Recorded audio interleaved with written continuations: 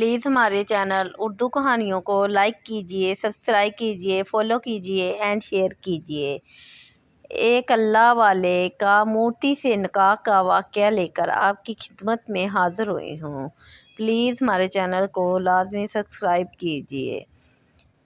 ایک دفعہ کا ذکر ہے، کسی گاؤں میں ایک اللہ والے رہتے تھے۔ ان کے بہت سے شاگرد تھے۔ وہ ہر وقت ان کے ساتھ اللہ کی عبادت میں مصروف رہتے تھے۔ اللہ والے گاؤں گاؤں جاتے اور لوگوں کو تبلیغ اسلام کی دعوت دیا کرتے تھے۔ اسی طرح ایک دفعہ وہ سفر پر روانہ ہوئے اپنے شاگردوں کے ساتھ کہ راستے میں شاگرد بہت زیادہ تھک گئے۔ انہوں نے کہا کہ اے بزرگ، کیوں نہ ہم کچھ دیر ادھر آرام کر لیں اور کھانا پینا کھا لیں۔ انہوں نے کہا ٹھیک ہے، ہم کچھ دیر آرام کر لیتے ہیں اور اللہ تعالیٰ کی عبادت کے بعد پھر سفر کی طرف روانہ ہوں گے۔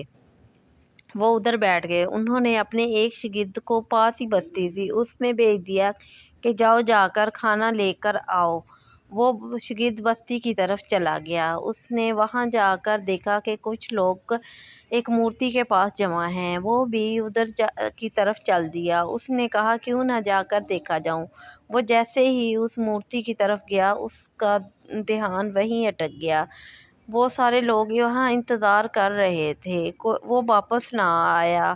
تو اللہ والے نے اپنے دوسرے شاگرد کو بھیجا کہ جاؤ دیکھ کر آؤ کہ وہ کہاں ہے اور کیوں ابھی تک واپس نہیں آیا۔ جب وہ دوسرا شاگرد اس کو دیکھنے کے لیے گیا تو اس نے دیکھا کہ وہ ایک مورتی کے سامنے بے سدھ بیٹھا ہے۔ اس نے اس کو بہت بلایا لیکن وہ پھر بھی نہ بولا۔ اس نے بہت کوشش کی کہ کسی طرح اس کو واپس لے جائیں کہ کو بزرگ ہستی واپس بلا رہی ہے، لیکن اس نے ایک نہ سنی۔ وہ شاگرد واپس اس بزرگ ہستی کے پاس آ گیا۔ اس نے آ کر سارا واقعہ بیان کر دیا۔ یہ سن کر اللہ والے بڑے پریشان ہوئے۔ وہ بھی اس کے ساتھ بستی کی طرف چل دیے۔ انہوں نے کہا چلو دیکھتے ہیں کہ کیا معاملہ ہے۔ وہ شاگرد کے ساتھ لیا اور بستی کی طرف روانہ ہو گئے۔ وہ سارے جب بستی میں داخل ہوئے تو کیا دیکھتے ہیں کہ وہ ایک مورتی کے سامنے بیٹھا بے سدھ اسی میں مشغول ہے۔ وہ ان کی طرف دیکھ بھی نہیں رہا تھا۔ جب اللہ والے پاس پہنچے تو انہوں نے اس کو آواز دی۔ وہ فوراً ان کے ادب میں کھڑا ہو گیا۔ انہوں نے کہا کیا ماجرا ہے؟